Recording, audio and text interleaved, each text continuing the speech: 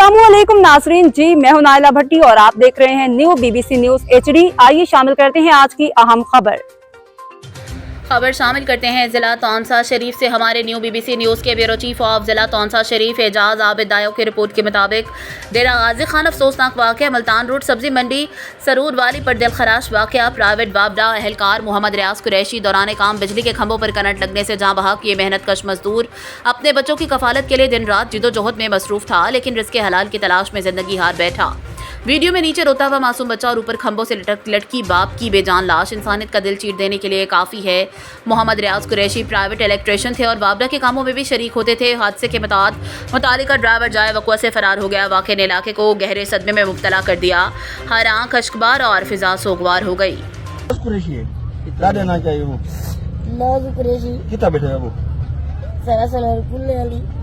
आजकल कितना बैठे हुए सरवर तो बैठे हुए थे। ये कौन खेना है उड़े डिजिटल खेना अब भाई मीना सदी लेन मीना असल दा रोना अब तक के लिए इतना ही। मज़ीद खबरों और अपडेट्स के लिए देखते रहें न्यू बीबीसी न्यूज HD।